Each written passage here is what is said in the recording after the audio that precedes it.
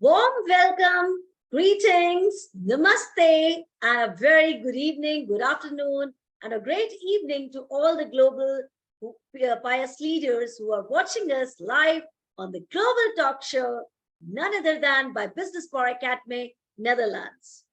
And today in this journey, we have an amazing guest from United States, and she is none other than Phyllis. Welcome, Phyllis, to our show. It's a great pleasure hosting you. Thank you so much. It's a wonderful honor and pleasure to be here with you. Well, before I take a beautiful, lovely, knowledgeable, inspiring deep dive in this journey, let me apprise of Phyllis. Phyllis is a psychotherapist, and that's an awesome field which we are going to witness in this amazing journey. She's a counselor, she's a coach, author, speaker. So, without any pause, without any delay, let's start this beautiful journey. Phyllis, everybody is so excited to know about your inspiring and motivating journey. So, kindly enlighten your beautiful journey with all the global leaders who are watching you live now. Yeah. Thank you.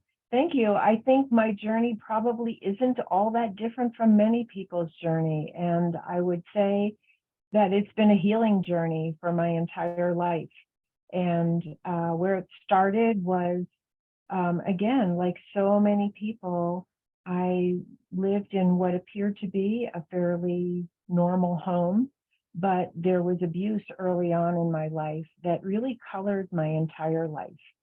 And I grew up with a very profound sense of three things, I would say.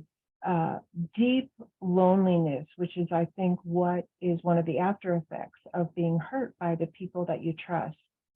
So deep loneliness, a feeling that there was something just intrinsically wrong with me, and a deep feeling of not being lovable. And I carried that with me as I grew up, and I compensated by being a very good girl and being a very good student. And I sort of poured myself into school and studying. And I was, no matter who I was with, I had friends. I got married, I had children, but those feelings actually never left me. And in fact, they got more profound, I would say, as I got older. And more troublesome, because I sort of had an outer life that I was trying to live that looked fairly good, and I had an inner life that didn't feel good at all. And again, like so many people, and I really want to say like so many people, because I feel like we're not alone, but we feel alone often. Like so many people, it really took a crisis for me to snap out of some of my compensations and really realize I needed something that I didn't have. And that was pretty much, and again, I think this is pretty common. I understood that I was in a marriage that was untenable for me, that it was emotionally not healthy at all. And I at that time I had gone back to graduate school in psychology. No mistake about that, right? and actually the lead up to that was that I went to therapy for the first time. Yeah. I had gone to therapy, and I realized I had to leave this marriage because I tried to work on it with my husband, and it was unworkable, and it was very, very emotionally damaging for me. And so the crisis of leaving was really like the next step in a healing journey. And I want to frame it that way because it felt awful. This is not where I wanted to be in midlife with 3 young children. I did not want to be alone. I did not want to be supporting myself. I did not want to be a single woman in America, because we don't have a great view of single women in America.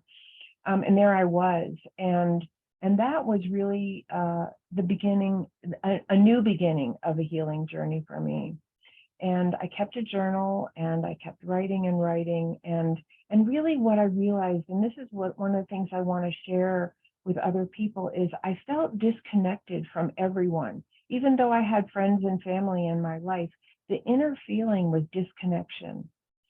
And what I realized along the path of my own healing journey was that I was disconnected from myself.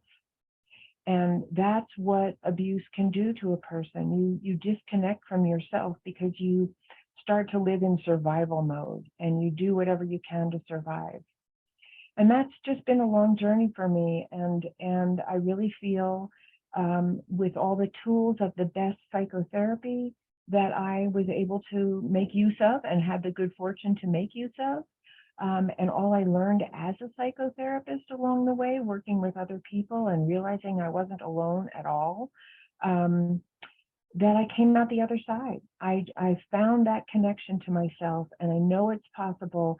And because I have that connection to myself, I do feel connected to other people. And it's not about them, it's about me. And that changed the whole lens through which I see life and experience life. And I'm not saying it was like, it was a miracle because I didn't think that I would heal. So it was a miracle that's available to anyone.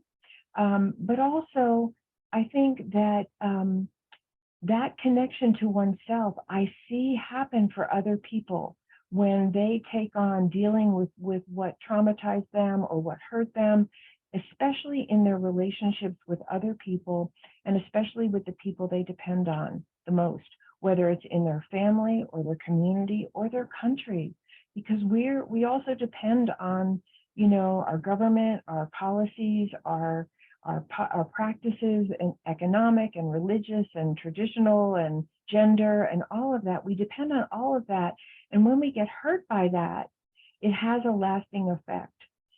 So that really takes me to the next segment of my journey, which is that I began to realize not only was I not alone, but there are millions of people all over the world suffering from abuse and neglect on a large scale, lost in their societies, discriminated against because of the color of their skin or their religion or their gender or something else about them that other people perceive as inferior or other or not worthy. And I began to realize that what happened in my family and what happens in so many families around the country and around the world, because this really isn't an issue just for America, this is a global issue, are the way we treat each other, the way we treat children, the way we treat spouses, the way we treat employees, the way we treat people who are different from us. That is the family dynamic of the country and of the world that we all either thrive in or suffer from. And I began to realize that what I understood from family dynamics could be applied to a country, a community, a business organization, or the global population of the human race. And so I began to look at the dynamics of America in particular because I live here. This is the country I grew up in. This is the country I'm familiar with. But really, most of what I say applies internationally when it does apply. And that is that the dynamics of abuse and neglect, or any dynamics that foster the ill treatment of other people by people who have power over them, is a trauma for all of us. And we, probably from the news, that we see this in the United States with the escalation in mass shootings and the escalation in racial violence and racial discrimination and hatred and sexist issues and sex trafficking. So what we're looking at is what I'm looking at in my new book, which is called America in Therapy, a new approach to hope and healing for a nation in crisis.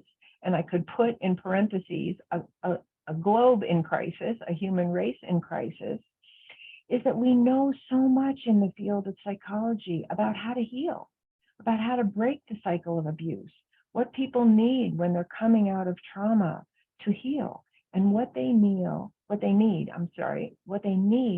is a repair of their human relations, because it was the rupture and the destructive behaviors in human relations that hurt us in the first place. They cause war in our families, and they cause war in the world. And so my whole book is looking at the macrocosm through the microcosm of what we know about individuals and families. That's one side.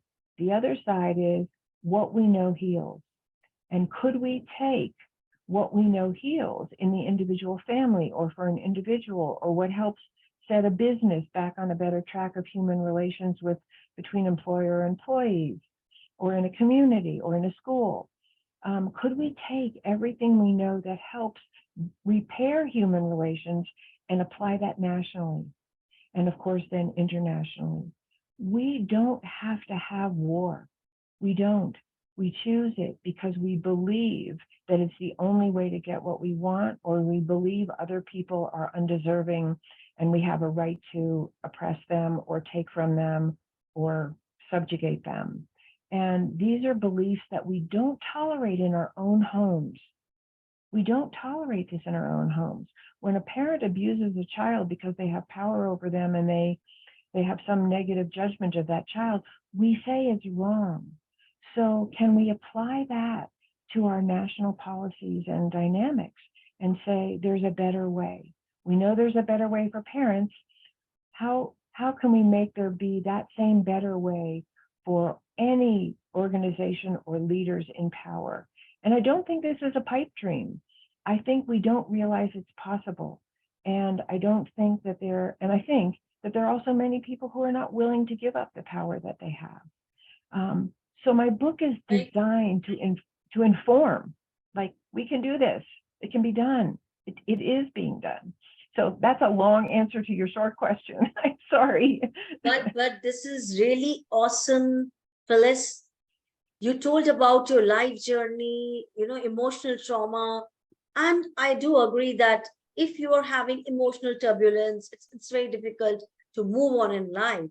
But how much pain you bore in your life, that pain has given you a lot of strength to move forward and understand everybody's pains, how they are going through, how they are passing through those pains. And I think the best part is, because of these pains, you realized the others' pains. And now today, you are a psychotherapist and you are treating people and getting relief, come out of their pain and having a blissful life, rendering them, making everybody's life great, and you can say imparting a best life to everyone. So I must say, Phyllis, you are doing a great job. Your pains had made you a very strong, super power woman. I must say, this word is really, really great for you, because you are doing great work, and hats off to you for your courage, for your vigor, which you had in your heart, and you moved on in life with a lot of enthusiasm. And today we have touched millions of lives today on this global talk show, and you're inspiring everyone in this journey. Well, awesome one. Yeah. Thank you. And I really want to emphasize something that you just said, because I think that's part of the message. We can turn our pain into our power, into appropriate power.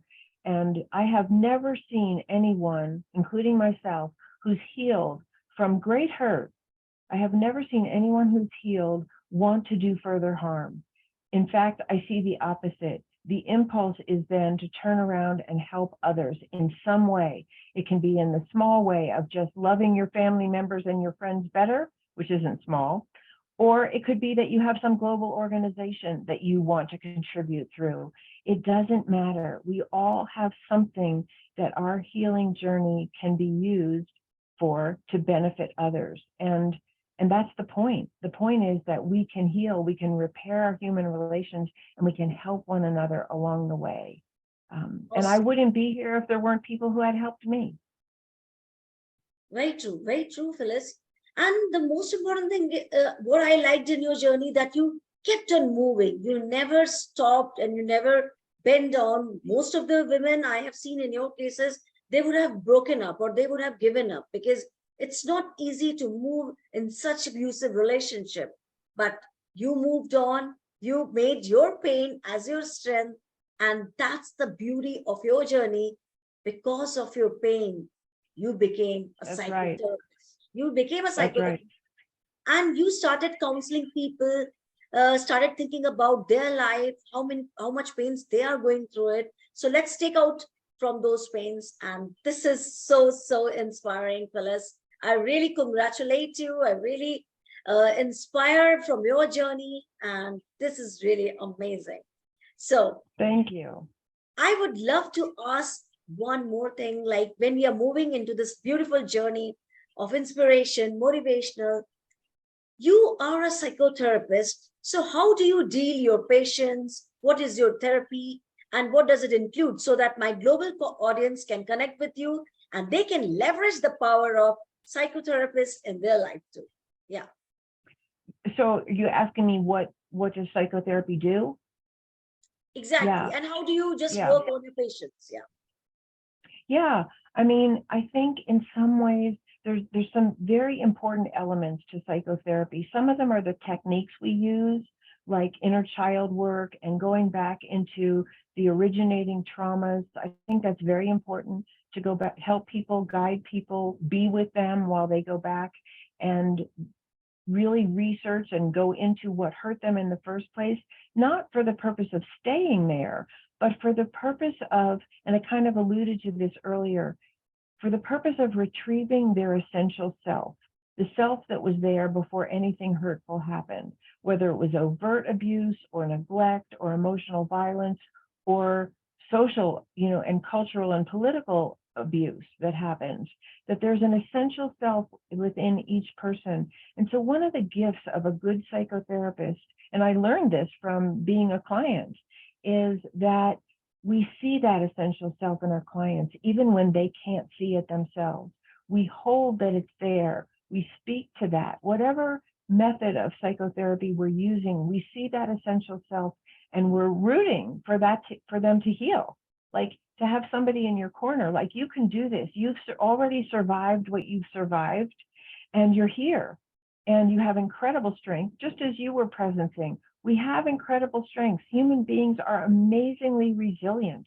We come back, we're still here. We just need help to find that essential self and give it freedom, the freedom to express itself and be itself in the world. So that's one of the great gifts of psychotherapy. It's not a technique. It's actually something that we hold emotionally around our clients, just like a good parent holds around their child. I see you, I love you, even if you're acting out or you're depressed or you're whatever, I see your beauty and I'm calling that forward. And another, and there's a list of things that we do in psychotherapy that I can also enumerate for you. But I want to say one other real essential that's part of the therapeutic relationship, because part of what the goal of my book is to say you don't have to be a therapist to help another person. We can all look at somebody with that kind of love and acceptance and honoring of their essence and who they are. We can all do that.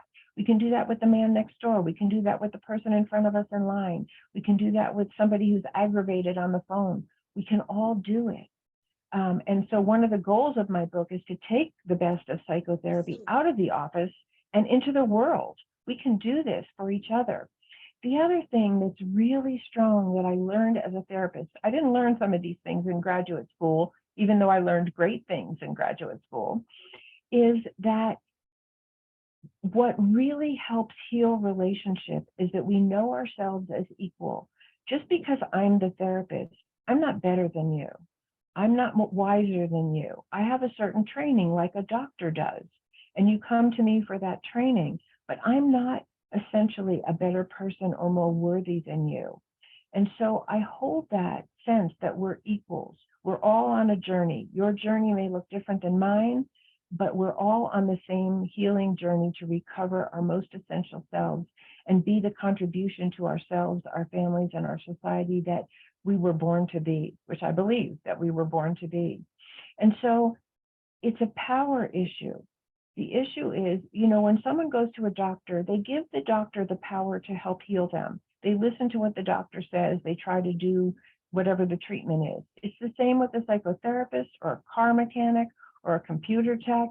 We give our power in a certain way to another person, but only for a limited time and only for a specific reason. And what I would say about psychotherapy is you don't really give your power to the therapist. the therapist holds it for you. I don't know how else to say it. Like, people often come to therapy feeling like they have no power to affect in their life what they want to see happen. And so they give the sort of their power to the therapist to help heal them.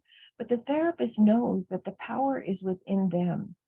And the healing that a good therapist offers is that you find your own power and then you're ready to leave therapy. You don't need me or anyone forever because you've taken your power back, not really from me or from a therapist, but from those who might have tried to take it from you in your life.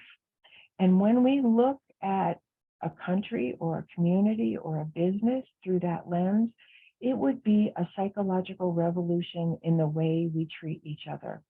And I can't go into that in detail, but I do go into that in my book, that the whole power differential that is implicit in the therapeutic relationship is actually what I'm looking to see start to be implemented on larger levels of the family, of a community, a business, and a country and the world. Because actually, I think that's what's going to save us from the kinds of violence and aggression that are so lethal to so many people and potentially lethal to the planet. And then if you want, I don't know if we have time, but there's some essentials to good therapy that are just anyone could really begin to implement in their life. But you tell me if there's time. Yes, very true. And I really reciprocated the same in your yes, because when you heal the people, you connect mostly them with their heart. And that is That's the right. psychotherapist. People just to get, sometimes they'll get confused and they will just go into, it myth like taking medications and something like that. But it's not like that actually.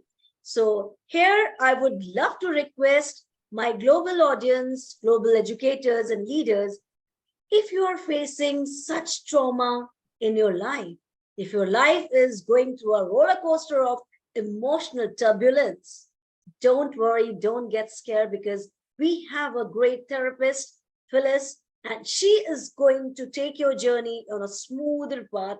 And that's the guarantee I can give you. So kindly connect with Phyllis. She's on LinkedIn, and you can leverage the power of psychotherapist from her and make your worries a little down, a little degrade, and make your confidence, make your happiness, make your life into a better version of yourself. So thank you so much, Phyllis, for this great counseling which you do. You're a counselor also, author also, and you're a coach also. People would love to connect to you, and they are going to leverage your power of psychotherapist in their life too.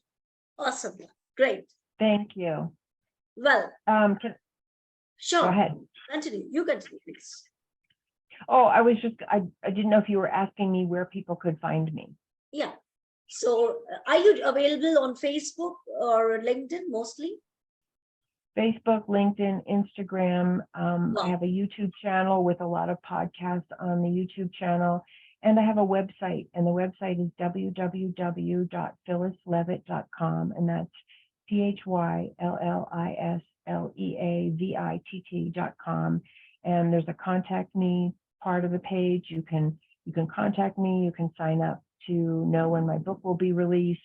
And I would love to hear from anyone with any question at all. So thank you. People are going to connect with you, Phyllis. There is no doubt in that, because they are going to make them the best version in their life, and they are going to move on in their life if they are facing such challenges, such trauma, which they are making it dull and deaf in their life. They cannot hear the happiness sound because of those emotional turbulence. So let's move forward. Let's face the beautiful life. Let's face challenges and see the beautiful face of our life too. Great fun. Well, thank you. Moving to this beautiful journey of Global Talk Show with Phyllis. Phyllis, everybody would love to know, what is your mission and vision in your life?